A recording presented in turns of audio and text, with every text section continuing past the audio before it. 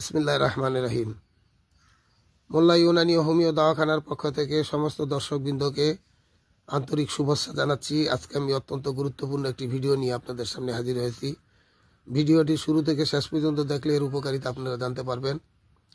যাদের বয়স 40-এর উপরে হয়ে যায়, অনেকেরই অনেক কিছু ভুলভ্রান্তি হয়ে যায়, অর্থাৎ স্মৃতিশক্তি ভালো থাকে না, মস্তিষ্ক কাজ করে না, এমনকি নিজের নামও অনেক সময় সরাসরি বলতে পারে না, আত্মীয় স্বজনকে চিনে না।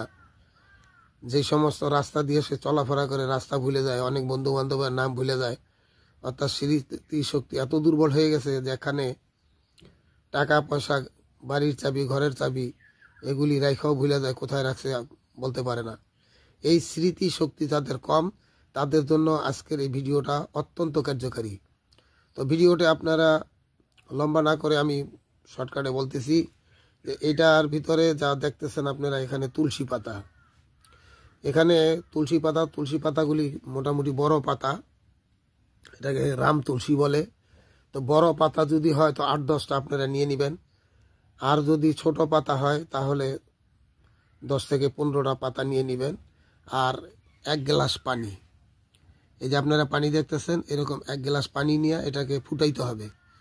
খুব সুন্দরভাবে ফুটানোর পরে যখন পাতাগুলি সিদ্ধ হয়ে যাবে তখন ছাইকা নেবেন। ছাকার পরে খাঁটি মধু 2 চা চামচ এটার সাথে মিক্স করে সকালে খালি পেটে এবং রাত্রে শোয়ার সময় প্রতিদিন এবার 2 বার খাবেন 15 দিন পর্যন্ত।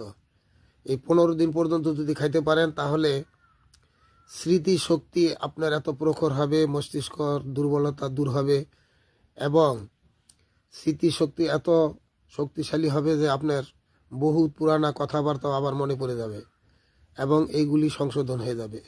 যাদের স্মৃতিশক্তি কমে যায়, এটার লক্ষণ হলো সে এখন বৃদ্ধ হয়ে গেছে। বৃদ্ধ যখন হয়ে যায় মানুষ, বৃদ্ধের মধ্যে যখন পা পড়ে যায় তখনই তার স্মৃতিশক্তি এরকম আস্তে আস্তে কমতে থাকে।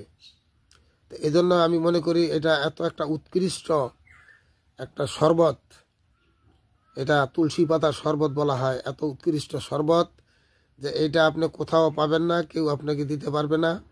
একমাত্র আমি এই শরবতটা দিলাম আপনাদেরকে রেসিপি, আপনারা এটা খাইয়া অবশ্যই আমাকে ভালো মন্দ জানাবেন। ভিডিওটা আমি সদগায়ে দাঁড়িয়ে নেকির নিয়তে দিয়ে থাকি। আপনারা সদগায়ে দাঁড়িয়ে নেকির নিয়তে ভিডিওকে লাইক করবেন, শেয়ার করবেন, সাবস্ক্রাইব করবেন এবং পরবর্তী ভিডিও পাওয়ার জন্য আমাকে বেল বটনে প্রেস করবেন এবং এগুলি সবই নেকির নিয়তে করবেন। আজকে আমি এখানে রাখলাম। সবাই সুস্থ থাকেন, ভালো থাকেন। আসসালামু আলাইকুম।